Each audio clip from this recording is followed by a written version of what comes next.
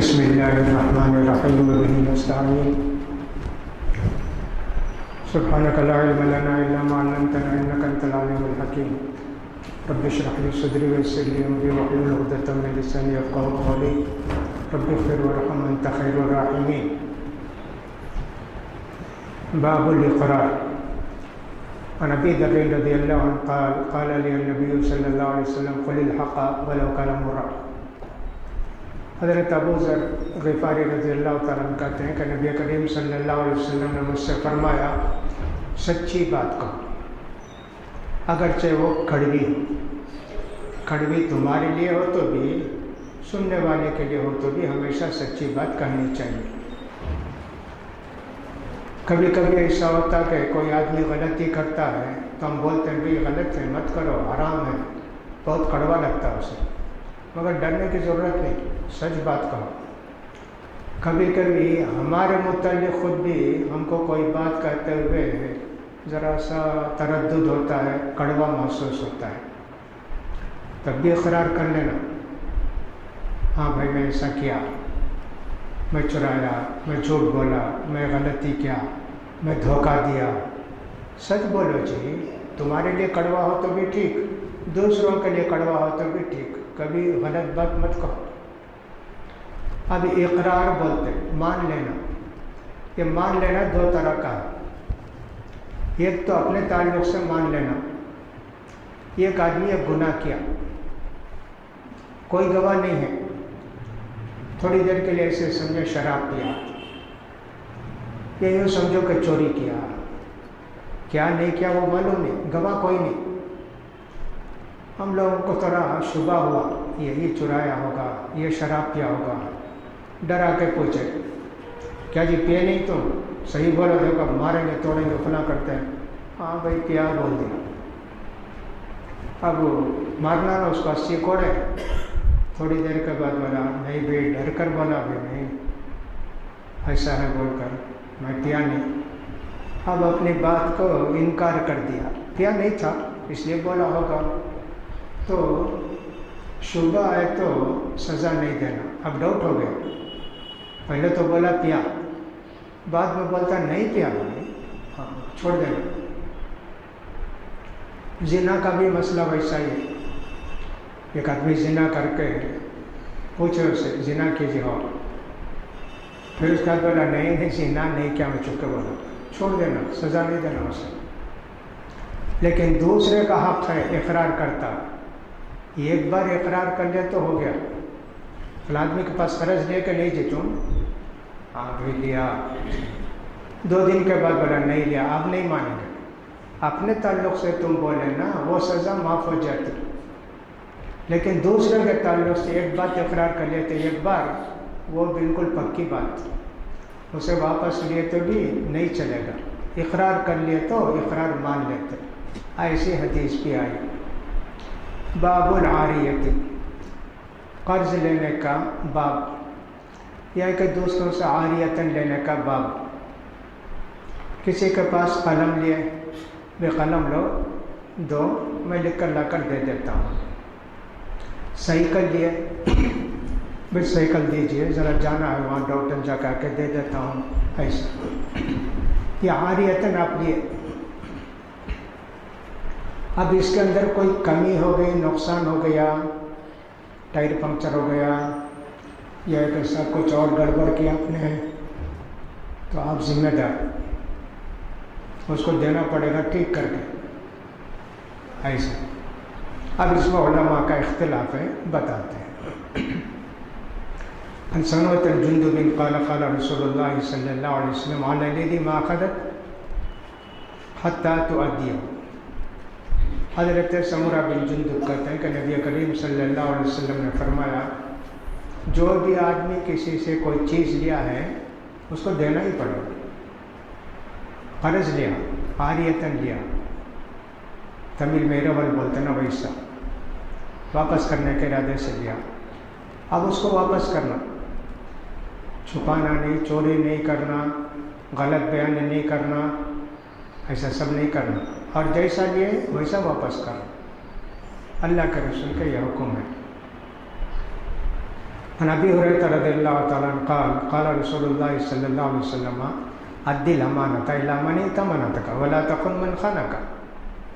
نبی کریم صلی اللہ علیہ وسلم نے فرمایا امانت دے دو، کوئی تمہارے پاس امانت رکھا ہے اور دیکھو کسی نے تمہارے ساتھ خیانت کی تو تم خیانت نہیں کرنا، ایسے فرمایا۔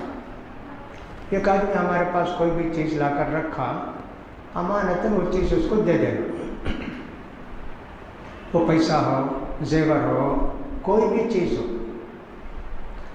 ہمارے پاس لا کر امانتاً رکھا، واپس کر دینا اس کو، اس میں کیا بھی خیانت نہیں کرنا۔ ایک آدمی ہمارے ساتھ خیانت کیا، تب بھی اللہ کے رسول نے فرمایا تم خیانت مت کرو۔ اس مسئلے میں البتہ علماء کا اختلاف ہے۔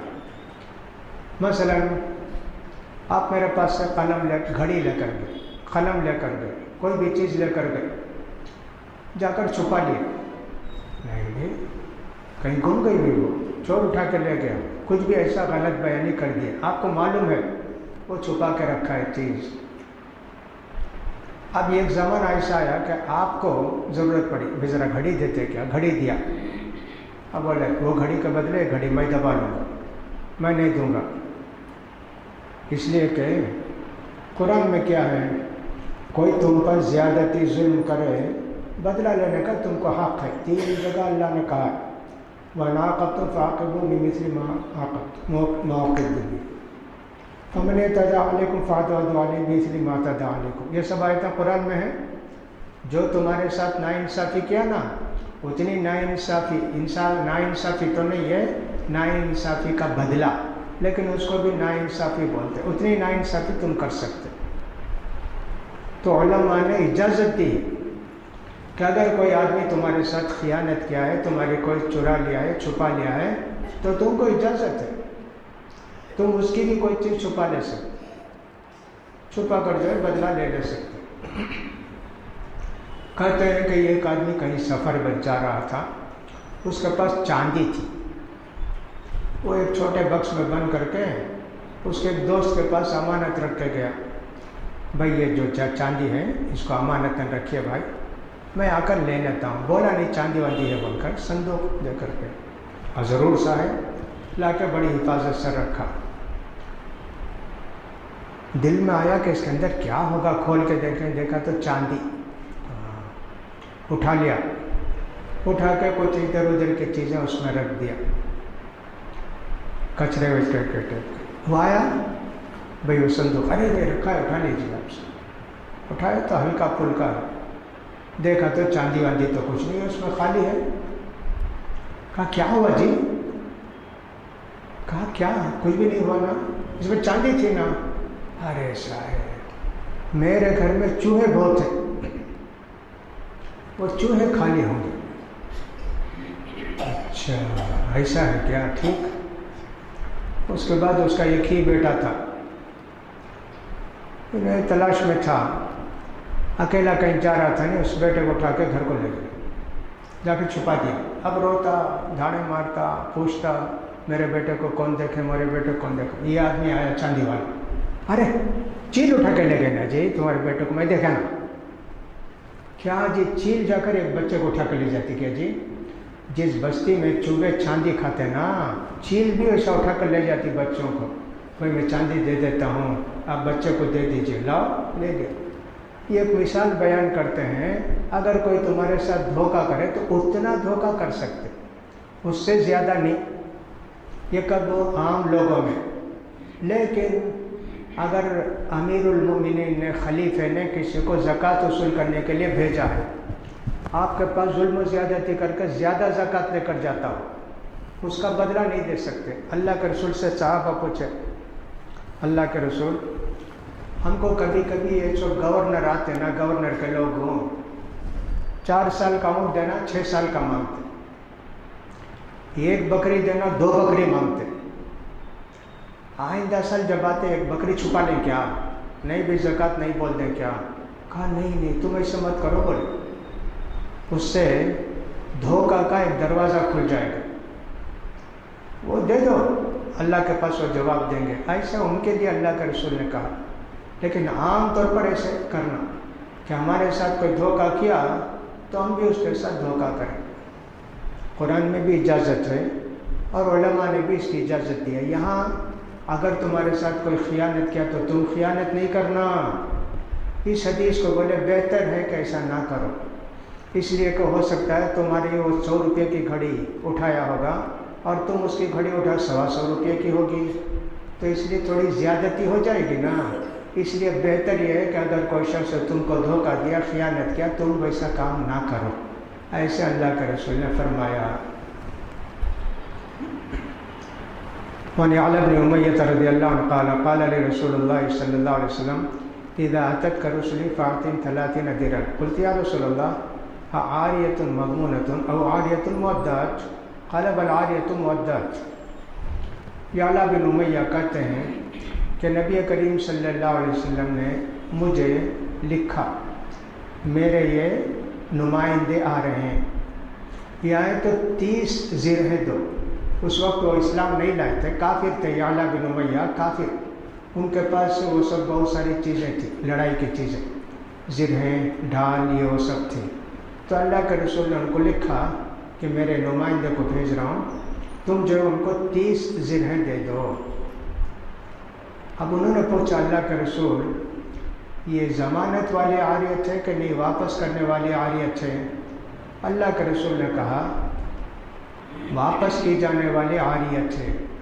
عاریتاً لیتے نا، تو عاریت اس سے پہلے ہم نے بتا دیا عاریت کس کو کہتے ہیں. کیا فرق ہے دونوں میں؟ عاریت مضمونہ اور عاریت مودات. عاریت مضمونۃ کا مطلب یہ ہے کہ آپ نے کسی سے کوئی چیز لی، زرہ لی، سائیکل لی، کچھ بھی ہوا، آپ نے کوئی غلطی نہیں کی، وہ ٹوٹ گئی، پھوٹ گئی، چور چرا کے لے گیا،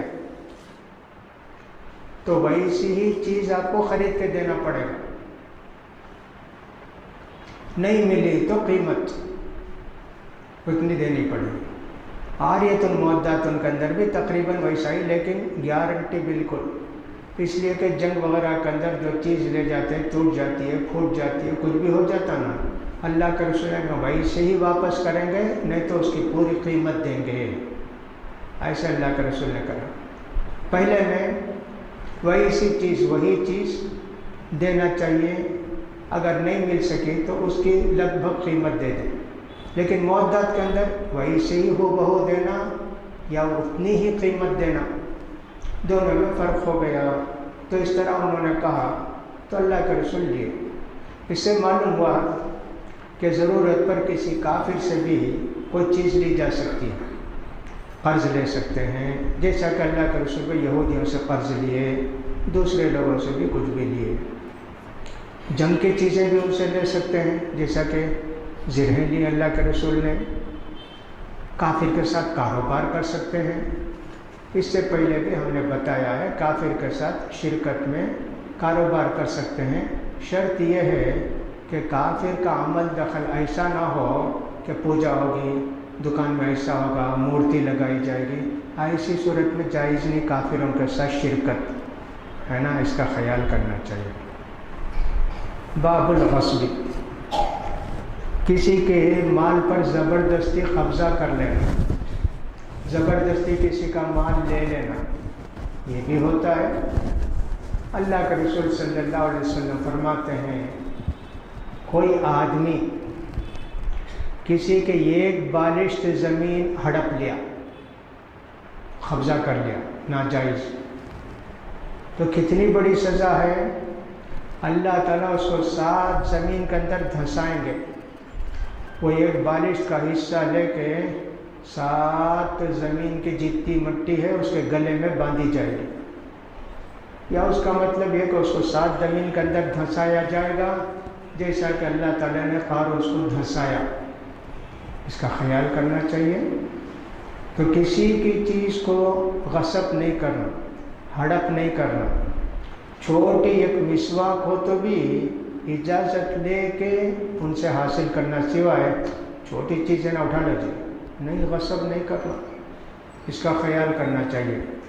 فرماتے ہیں سعید بن زید رضی اللہ عنہ کہ نبی کریم صلی اللہ علیہ وسلم نے فرمایا جو بھی آدمی ظلم کے ساتھ کسی کی ایک بالشت زمین بھی چھین لے تو قیامت کے دن اللہ تعالیٰ اس کی گردن میں 7 زمین کا باندھیں گے، 7 زمین کا طوق پہنائیں گے، گلے میں جو ہاتھ ڈالا جاتا ہے اس کو طوق کہتے ہیں۔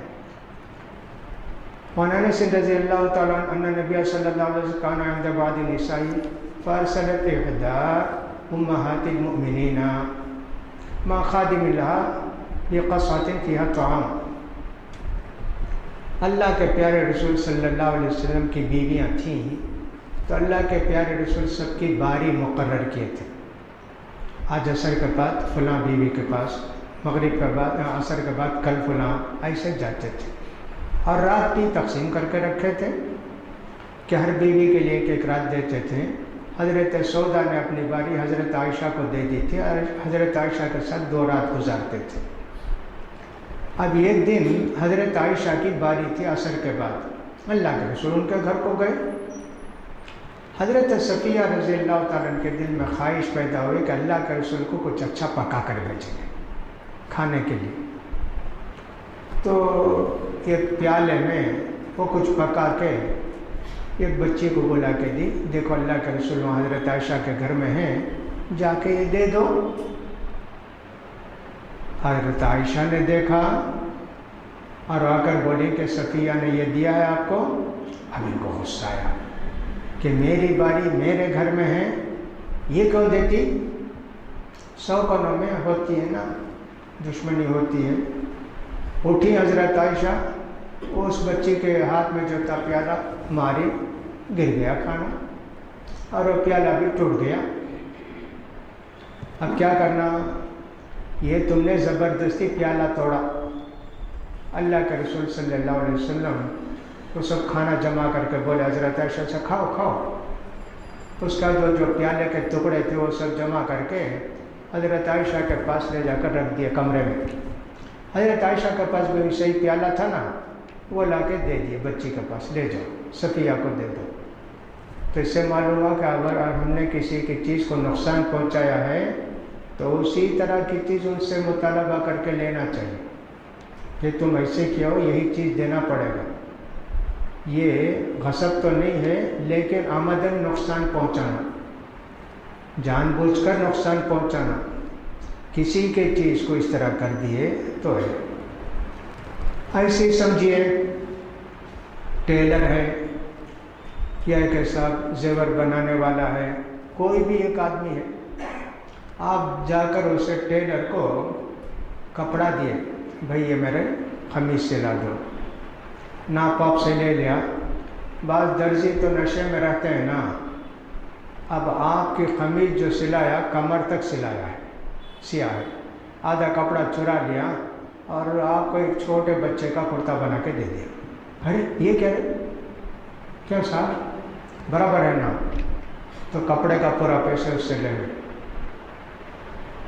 ایسا زیور کے لیے بھی ایسے کہ بنا کے دے کر کے اس کو یہ چوڑی بنگڑی بنا کے دو، اب وہ ناپ لے لیا لیکن بنایا تو ایسا ہے کہ گھستی ہی نہیں وہ بنگڑی، نکال پیسے پورے نکال، جتنا دیے سونا پورا نکال، پورا اس کے پاس لے لیں گے۔ کسی بھی کو بھی کوئی چیز آپ دیے، اس نے ویسا نہیں کیا جیسے آپ کو چاہیے، غلط سلط کر کے دیا تو اس سے پورا جرمانہ لیں گے، اتنا دو واپس کرو، کیوں ایسے کیے؟ اس کا بھی خیال کرنا چاہیے۔ عن رافع بن خدیج رضی اللہ عنہ قال قال رسول اللہ صلی اللہ علیہ وسلم من زرع فی ارض قوم بغیر اذن فلیس له من الزرع شیء ولو نفقته۔ زمین ایک پڑی تھی بیکار، دیکھا کون بھی پورا پرسان حال نہیں، کچھ بھی اس میں دھان بو دیا، گیہوں بو دیا، یا ایک ایسا کچھ آم وام کے درخت لگا دیا، زمین اس کی نہیں۔ مالک آئے تو دیکھا ارے میرے زمین میں کیا، چلو وہ آیا، ارے صاحب میں ہی بویا ہوں، نکال کے لے جا پورا آیا، ارے صاحب رہنے دو، نہیں بالکل نہیں۔ اچھا کتنا خرچ ہوا؟ 3000 روپے خرچ ہوئے، لے 3000 روپے لے بھاگ یہاں سے، اب اتنے دن محنت کیا نا، اس کا سب پیسہ نہیں ملے گا. میری زمین میری اجازت کے بغیر کیوں بویا؟ یہ بھی قبضہ نہ، اس کی زمین پر قبضہ کر لیا ناجائز، تو اس کو اتنا ہی دیں گے. اتنے دن محنت کیا نا، وہ مزدوری سب نہیں دیں گے. خرچہ کتنا ہوا تیرا یہ سب دانہ بونے میں، اتنا ہی سوا ہے، باقی تو محنت کیا فلاں کیا وہ سب نہیں چلے گا.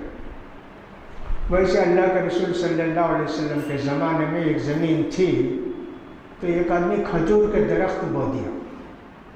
آیا زمین والا سال 2 سال کے بعد، دیکھا تو بڑے بڑے جھاڑ کھڑے ہیں. یہ کیا جی، کون بویا؟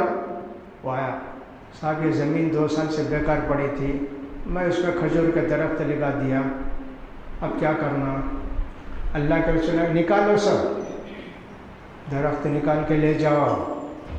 اب اتنے بڑے بڑے درخت بیچارے نکالا. دوسری صورت صلح کی ہے. اچھا بھائی کھجور کا درخت لگایا نا، یہ کھجور کا درخت کتنے میں لیا؟ 1,500 روپے میں لیا. 15 ہے کیا، لو اتنا پیسہ لے لو، 20-22 ہزار 25 ہزار، جاؤ یہاں سے. یہ بھی ہو سکتا، لیکن وہ چاہے تو باغ والا یہ سزا دے سکتا، نکالو جی پورے یہاں سے، ناریل کا ہو یا کھجور کا، کچھ بھی درخت لگا دیا نا، میری زمین میں میری اجازت کے بغیر کیوں لگائے؟ ایسے ہی میرے بھائی، یوں سمجھ لیں کہ کوئی زمین خالی پڑی تھی، کسی نے گھر بنا لیا اس میں. آج کل تو بہت ہوتا ہے نا، دیکھتے ہیں ادھر ادھر کون بھی نہیں ملتا ہے، فوراً زمین پر قبضہ. اور ذرا دن دیکھے زمین پر قبضہ کیا، کون بھی پوچھے بھی نہیں، گھر بھی بنا لیے. حیدرآباد کا مسلمان اس میں ذرا زیادہ مشہور، کسی کی بیچی ہوئی زمین کو بار بار بیچتے رہتے. وہ سلالہ وغیرہ جگہ ہے، وہاں سب کچھ یمنی لوگ ہیں، سنا کہ ویسے کرتے ہیں، دوسرے لوگ بھی ایسے کرتے ہیں. ہمارے کئی دوستوں نے بتایا کہ سب بڑا دھوکہ ہے زمین کا وہاں حیدرآباد میں، بہت ٹھگاتے ہیں. تو گھر بنا لیا، کیونکہ گھر توڑ کے لے جاؤ، توڑنا پڑے گا. اس کی زمین کیسے بنائے تم؟ ہاں صلح کر لیے. اچھا بھائی گھر بنائے، کیا کتنا خرچ ہوا؟ 50 لاکھ 60 لاکھ 10 لاکھ 5 لاکھ جتنا بھی خرچ ہوا اتنا دے دینا چاہیے. صلح کی صورت بھی ہے، لیکن اگر زمین کا مالک چاہے تو اس کا پوری اینٹ نکال کے لے جاؤ یہاں سے. ویسے ہر چیز کا قصہ، زبردستی قبضہ کیے تو اس کا بدلہ لے سکتے ہیں، اس کو نکال سکتے ہیں، اس کو ہٹا سکتے ہیں. کبھی ایسا بھی ہوگا جیسے گورنمنٹ میں آج کل ہوتا ہے نا، گھر بناتے ہیں، حکومت کی زمین ہے، پورا حکومت کے پاس ناپ ہے، اس روڈ میں اتنی زمین حکومت کی ہے. گھر بنانے والے دیکھتے ہیں کون ایم ایل اے ہے، کون ایم پی ہے، اس کو کچھ پیسہ دے دیتے. گھر بناتے وقت یہ 3 قدم آگے بڑھ کے گھر بنا لیے، مزے میں ہے.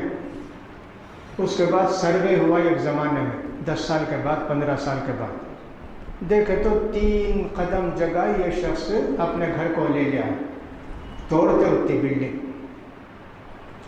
وہاں یہ نہیں کہ سب اچھا پیسہ دے دو فلاں دے دو، نہیں چلے گا. اتنی بلڈنگ کاٹتے، کچھ بھی ہو آپ کا، کیوں قبضہ کرے ہماری زمین پر، یہ تو سرکاری زمین ہے نا، اس پر کیوں عمارت بنائے؟ ویسے ہوتا اور بالکل ٹھیک ہے. اسی طرح آج کل یہاں کارپوریشن میں ایسا ہوتا ہے، اجازت ملی آپ کو 3 مالہ بلڈنگ بنانے کی. آپ کون بھی ایم ایل اے تھا، محلے کا فلاں تھا، اس کو پیسہ دے دیے، ایک 20-25-40 ہزار روپیہ، 2 کے بجائے 3 مالہ بنا لی، اجازت ملی 2 کی، فوراً آ کے ایکشن لیتے ہیں کارپوریشن والے. اجازت ہے کیا 3 بنانے کی، 4 بنانے کا؟ بتا نہیں ہے. تو پھر اس بلڈنگ کو 3 حصہ 4 حصہ جرمانہ لگاتے. فرض کرو 10 لاکھ ہے، 40 لاکھ بھرنا، ویسے ہو جاتا. ناجائز اجازت کے بغیر، قبضہ تو نہیں ہے لیکن ناجائز کام کیے. قبضے کی بات تو بتا دیا کہ صاحب گورنمنٹ آ کے کاٹ کے اس کی بلڈنگ کو گرا کے جاتی. ہماری زمین پر کیسے قبضہ کیے؟ اجازت کے بغیر ایسے کرتے نا، ان کو بھی سزا ملتی. بڑی میٹ میں ایک صاحب تھے، مالدار بہت، وہ سمجھے کہ آناکار جن کو کہتے ہیں ان کی فیملی کے تھے، بلڈنگ بنا بالکل روڈ میں، مین روڈ میں، وہ کارپوریشن بلڈنگ کے سامنے بنائے۔ اب 2 کی اجازت تھی، ان کو 3 چڑھا دیے، ابھی پورے ختم بھی نہیں کیے، خالی اینٹ چڑھائے تھے اور سب چھت ڈالے تھے۔ آ گئے کارپوریشن والے، کہاں اس کا بتاؤ، نہیں ہے کچھ بھی، غلط بنائے، جرمانہ ڈالے۔ اس زمانے میں 20,000 تھا تو 80,000 روپے جرمانہ ڈالے۔ وہ کیا سمجھے، ارے یہ سب آتے جاتے ان کا سب کیا حساب ہے، میں دیتا نہیں بول کر بول دی۔ ان کو خیال تھا کہ سب کسی کو رشوت دے کے اس کو کر لیں۔ وہ 40 سال 35 سال ویسی پڑی رہی بلڈنگ، حکومت اجازت ہی نہیں دی۔ کیا کیا سب کوشش کرے، جرمانہ بھرتے، اب نہیں، بول دیے تب نہیں بھرے، اب نہیں بھرے گے۔ اب قریب میں دیکھا تو اس بلڈنگ کو گورنمنٹ قبضہ کر کے شاید اپنی بلڈنگ بنا لی، تو ایسے ہوتا ہے۔ تو یہ تو کارپوریشن کا قانون، یہاں تو زمین کی بات ہے، کسی کی زمین پر اگر ہم نے گھر ور بنا لیا تو زمین والے کو یہ حق ہے کہ آ کے توڑ دے آپ کے مکان کو، گرا دے، یا آپ توڑ کے اٹھا کے لے جائیے اپنے مکان کو، اس کا بھی خیال کیجیے۔ ہم توڑتے ہیں تو بولیں گے اچھا آپ نہیں توڑتے کیا مکان کو، میں توڑتا ہوں، توڑنے والوں کی مزدوری دیں، ہاں وہ بھی ایک جرمانہ، گھر بھی گیا اور مزدوری بھی دو توڑنے والے۔ حکومت ایسی کرتی، آپ کو نوٹس دیتی، اتنے دن کے اندر جو زمین پر ناجائز قبضہ کیا ہے نا اتنی بلڈنگ کاٹ دو، نکال دو، نہیں کیا گورنمنٹ کاٹتی۔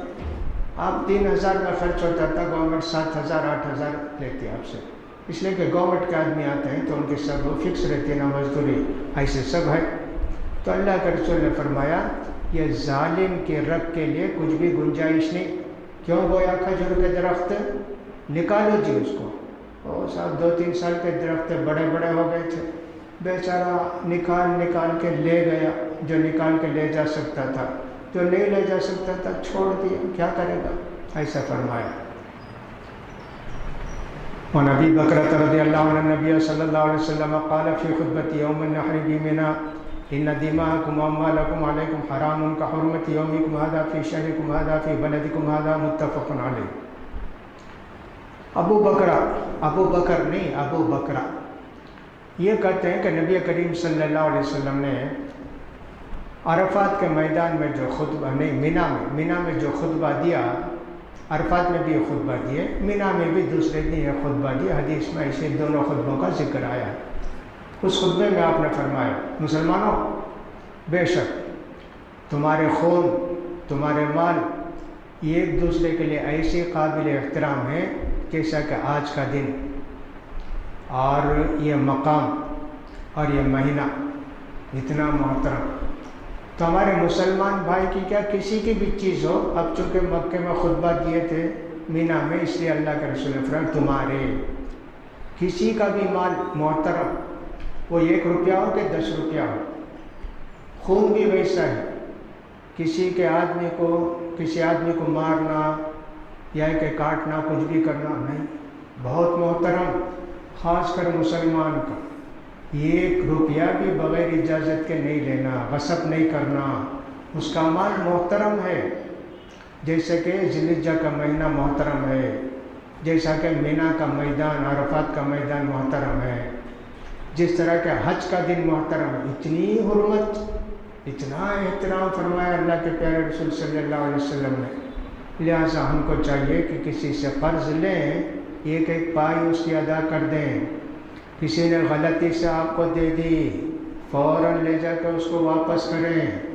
اس نے سمجھا کہ آپ نے 50 روپیہ دیا، حالانکہ 20 روپیہ دیے تھے، سودا لیا تھا آپ نے 5 روپے کا، 15 روپے واپس کرنا، 45 روپے واپس کر دیا، آپ لے کر گئے، مفت میں آئے تو کیا برا ہے، دے دیا صاحب اٹھا کے لے جائیں، حرام۔ وہ تو سمجھے کہ 30 روپیہ زیادہ دیا، 3 روپیہ بھی زیادہ دیتا تو آپ کے لیے حرام۔ کوئی بھی آدمی ہو، میں نے کہا مسلمان کا نہیں ہے، کسی کا بھی ہو، بس میں سفر کر رہے ہیں، کنڈکٹر کو 10 روپیہ دیے، ٹکٹ ہے 4 روپیے کا، اس نے سمجھا 20 روپے دے دے ہیں، آپ 6 کے بجائے 16 روپے واپس کیا۔ آپ سوچیے، یہ سب تو بہت چراتے ہیں کنڈکٹر، کیا کیا کرتے ہیں، ٹکٹ پیسہ لیتے ٹکٹ نہیں دیتے، چلو بھائی نہیں جی آپ کے لیے جائز نہیں، ان کا تمہارا کیا ہے، اتنا حساب کر کے دے دو، ایسا ہونا چاہیے۔ کوئی بھی ہو اس کا خیال کرنا چاہیے، کسی کی بھی ایک چھوٹی چیز آپ کے لیے جائز نہیں، غلطی سے دے دیے، بھول کے دے دیے، کچھ بھی کر دیے تو فوراً اس کو واپس کرنا چاہیے۔ میں تو عید کے خطبے میں ہمیشہ یہ کہتا ہوں کہ صاحب ذرا اپنی چپل جوتے دیکھ کر پہنیے، جلدی میں بھاگنے والے کسی کی چپل کسی کا جوتا پہن کے چلے جاتے، واپس کرتے کہ اللہ کر دیکھتے، خیر جو گیا ذرا پرانا تھا، نیا ملا ہے بھائی عید کی خوشی میں رکھ لیتے۔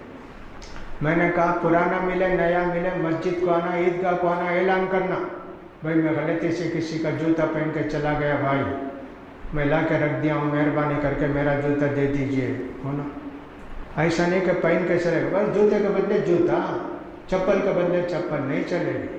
کسی کا مال آپ کے لیے لینا، غصب کرنا، ہڑپ کرنا یہ جائز ہی نہیں ہے۔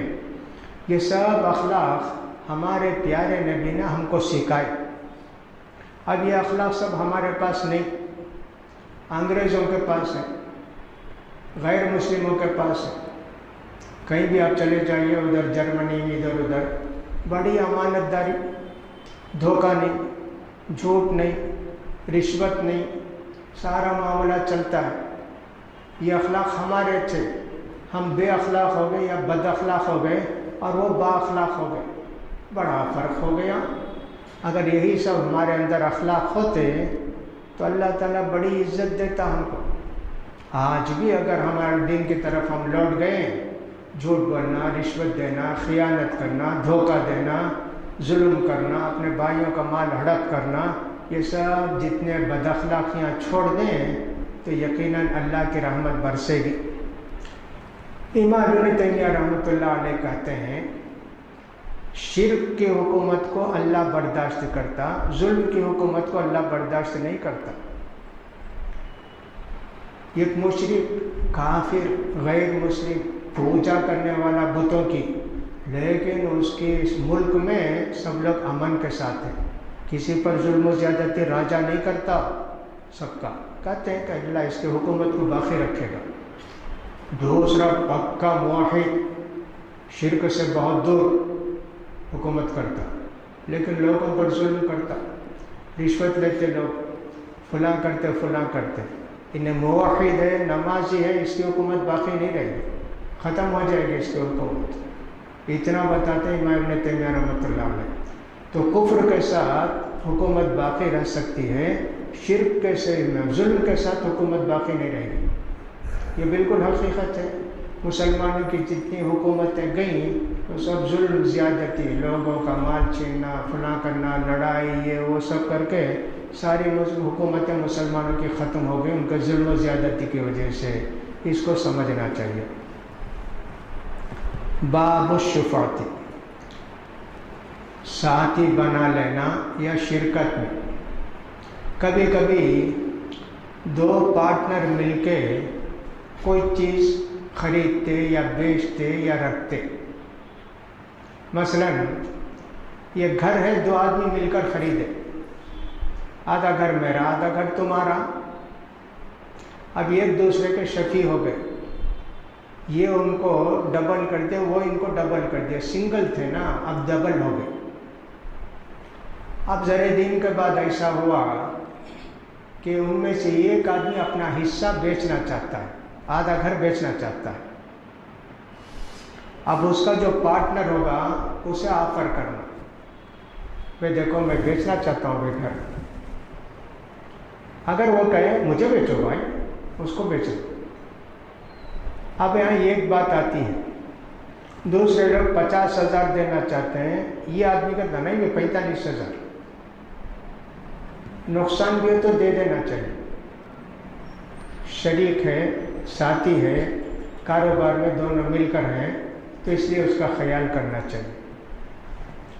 یہ گھوڑا خریدے ہیں دو آدمی مل کر، یہ یوں سمجھو آٹو خریدے ہیں، کار خریدے ہیں 2 آدمی مل کر، اب وہ ایک آدمی اپنا حصہ بیچنا چاہتا، اب دوسرے کو بیچنا نہیں، اپنے پارٹنر کو ہی بیچنا۔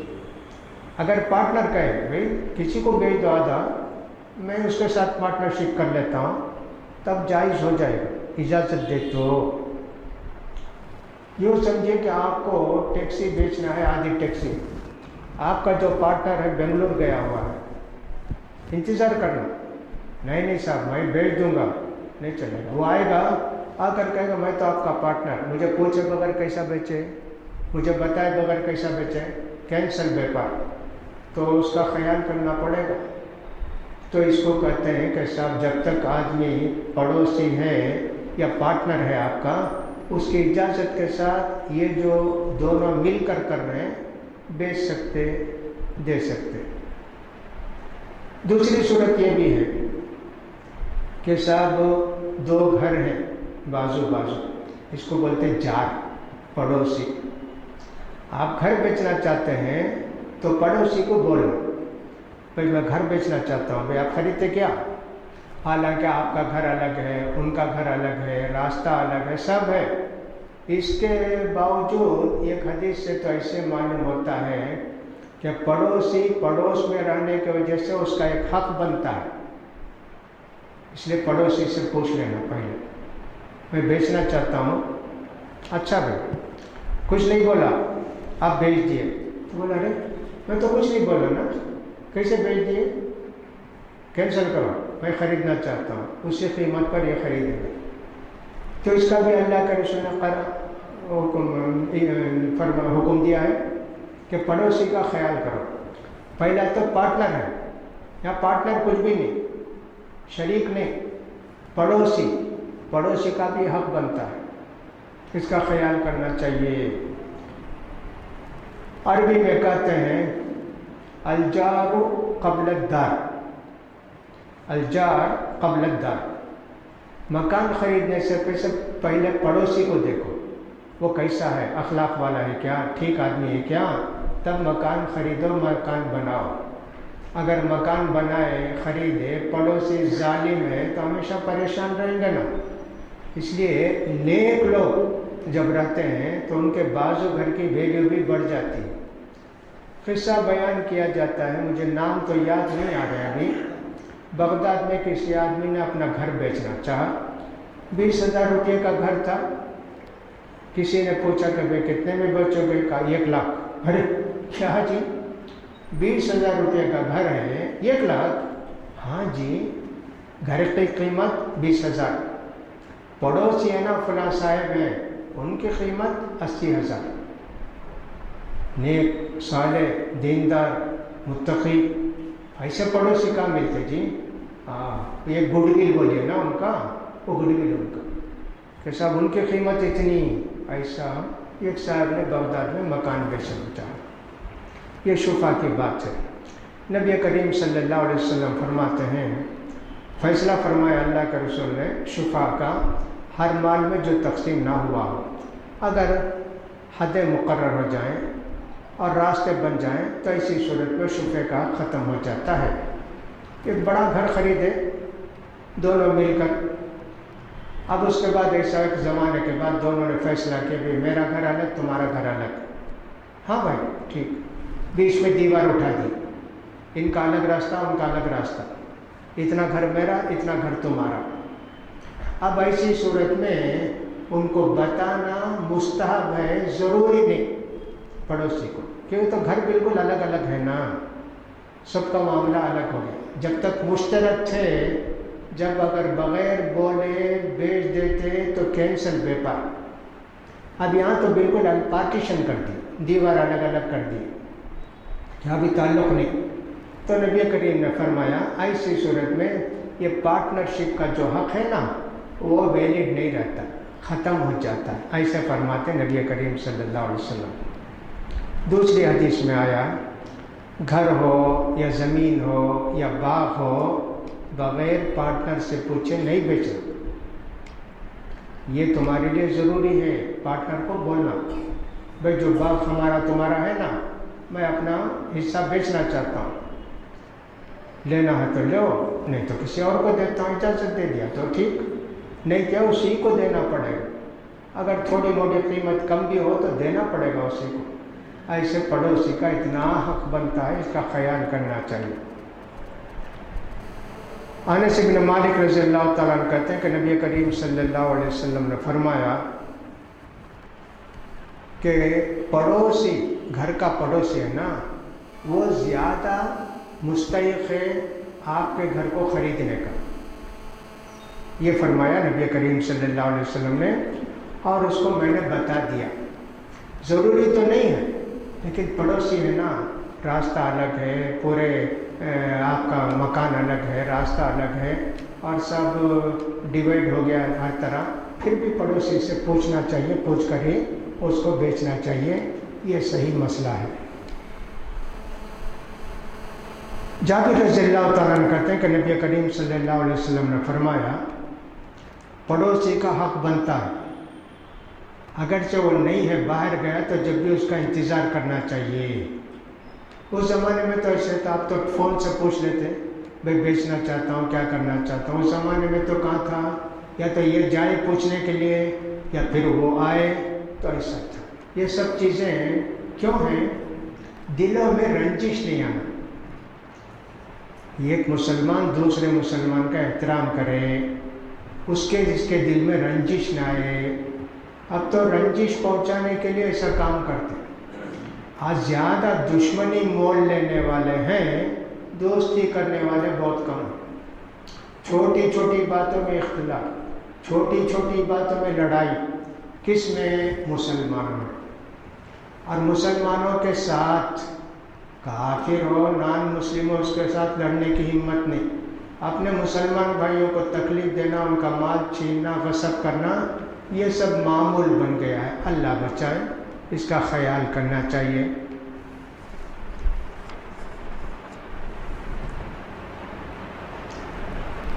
عن صہیب رضی اللہ عنہ ان نبی صلی اللہ علیہ وسلم قال ثلاث فیہن البرکہ البیع الاجل والمقاربہ وخلط البر بالشعیر للبیت لا للبیع۔ یہ حدیث اگرچہ ضعیف ہے لیکن اس کا مطلب صحیح ہے۔ قرض کا بیپار کرنا، ادھار پر دینا بڑی برکت ہوتی۔ اللہ کے رسول فرماتے ہیں چیزیں دینے والے، کوئی گیہوں لے کر گیا، کوئی شکر لے کر گیا، بھائی کل لا کر پیسہ دیتا ہوں، بھائی میں آئندہ ہفتے لا کر دیتا ہوں، برکت ہے، دو۔ مسلمانوں کے ساتھ نرمی کرو، کاروبار میں نرمی کرنا یہ اللہ کو بہت پسند ہے۔ تو نبی کریم صلی اللہ علیہ وسلم فرماتے ہیں تین چیزوں میں اللہ نے برکت رکھی ہے۔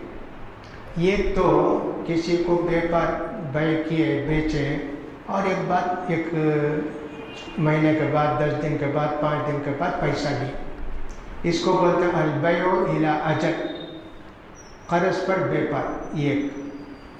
اور دوسرا قرض دینا، پیسہ ویسا کسی کو قرض دینا، اس میں بھی بڑی برکت ہے۔ بعض حدیثوں میں تو ایسا ہے کہ 3 بار قرض دیے تو 1 مرتبہ صدقہ کرنے کا ثواب ملے۔ ایک آدمی کو قرض دیے 10 روپے، واپس کر دیا، اور ایک مرتبہ آ کر 10 روپیہ لیا، دیے، واپس کر دیا، اور ایک مرتبہ آ کر 10 روپیہ لیا، واپس کر دیا۔ 3 بار آپ دے کر لے لیے نا، تو اللہ کے رسول فرماتے ہیں 10 روپیہ صدقہ کرنے کا ثواب ملے گا۔ اپنے بھائی کو قرض دیے نا، اس کی بھی اللہ کی اہمیت ہے۔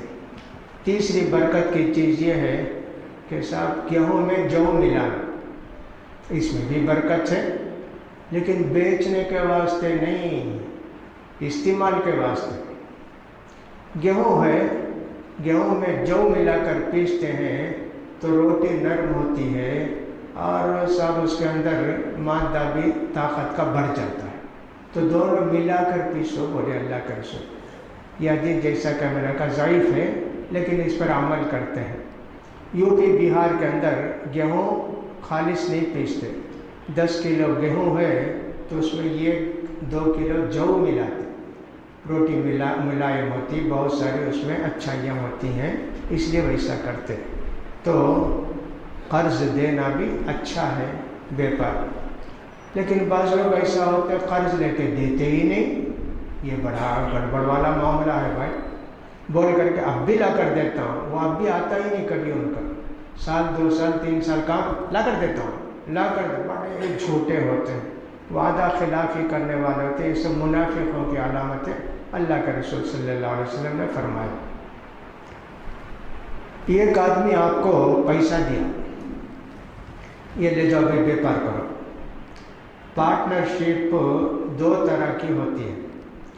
ایک تو دونوں مل کر پیسہ ڈالتے، دونوں مل کر بزنس کرتے. یہ ورکنگ پارٹنر اور کیپٹل پارٹنر. پیسہ بھی دونوں کا، محنت بھی دونوں کی. اس میں جو کچھ نفع آتا دونوں برابر برابر بانٹ لیتے.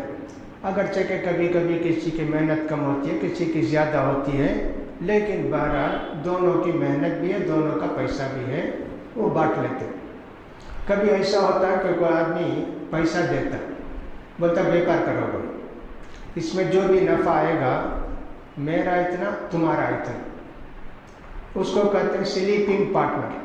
پیسہ دے دیا، کیا ابھی عمل دخل نہیں، بس گھر میں سوتے رہتا ہے. سمجھے مہینہ ختم کیا، دن ختم کیا، ہفتہ ختم کیا، کتنا بیپار ہوا جی، اتنا ہوا، کتنا نفع آیا 10,000 روپیہ، لاؤ 4,000 مجھے دو، 6,000 تم اٹھاؤ.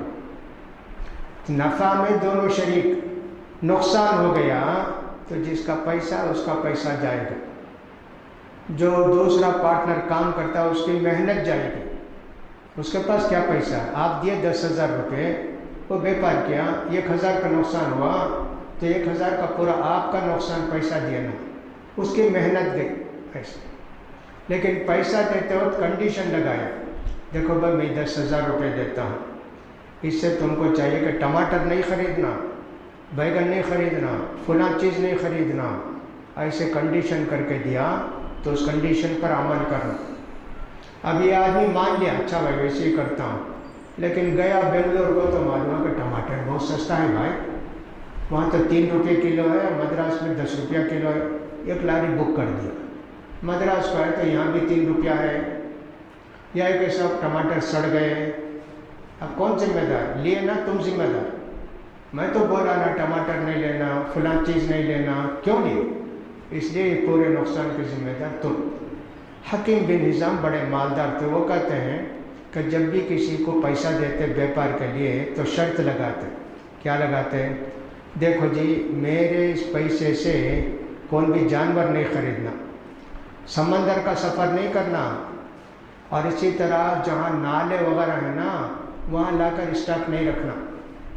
کچھ بھی لا کر اسٹاک رکھے نالے کے پاس، اور سب باڑھ آئی، نالے میں پانی ایسا مار کے چلا گیا. اگر کچھ بھی اس میں گڑبڑ کیے نا نقصان کے تم ذمہ دار، ایسا بول کر دیتے تھے. اس سے معلوم ہوا کہ ان کے لیے اسے شرط لگانا جائز ہے. انجدی ان عمل فی مال اثمان علی ان ربا بینہما. یہ ایک پارٹنر پیسہ دیتا ہے اور دوسرا آدمی محنت کرتا ہے، اس میں کچھ بھی نفع جو آپ فکس کر لیتے ہیں اس کے مطابق، کیا بھی پرسنٹیج نہیں ہے، اتنا دینا اتنا لینا، ایسا نہیں. ویسے حضرت عثمان رضی اللہ تعالیٰ عنہ کے زمانے میں ایک آدمی ان کے ساتھ بیپار کیے کہ بھئی آپ دیجئے پیسہ، میں بیپار کرتا ہوں، جو بھی نفع آئے گا ہم لوگ بانٹ لیں گے، پہلے سے طے کر لینا، آپ کا کتنا میرا کتنا. جائز اتنا دینا اتنا دینا بول کر شریعت میں نہیں ہے. کوئی بڑا کاروبار ہوگا، کوئی چھوٹا کاروبار ہوگا، کسی میں محنت کم ہوگی، کسی میں محنت زیادہ ہوگی، ان ساری باتوں کا خیال کر کے یہ بیپار اس طرح کا کیا جا سکتا ہے. اس کو کہتے ہیں پارٹنرشپ میں بیپار کرنا. جائز ہے، بالکل جائز ہے. لیکن مقرر کر لینا کسی کو پیسہ دے کے، بھائی 10,000 روپے دیتا ہوں، جتنا بھی نفع ہے مجھے کوئی مطلب نہیں اس سے، ماہانہ مجھے 500 روپے دے دینا، حرام. نفع جو آتا اس میں بانٹ لینا، سوائے 10,000 دیتا ہوں ہر مہینہ مجھے 300 دے دو، 200 دے دو، یہ سود ہے، یہ جائز نہیں. اس طرح کے احکام شریعت کے اندر بیان کیے گئے ہیں. اب آئندہ کسی کی زمین لے کر اس میں کاشتکاری کرنا جائز ہے کیا؟ اس کے متعلق انشاءاللہ آئندہ پڑھنے کی کوشش کریں گے. اللہ توفیق دے. وآخر دعوانا ان الحمدللہ رب العالمین.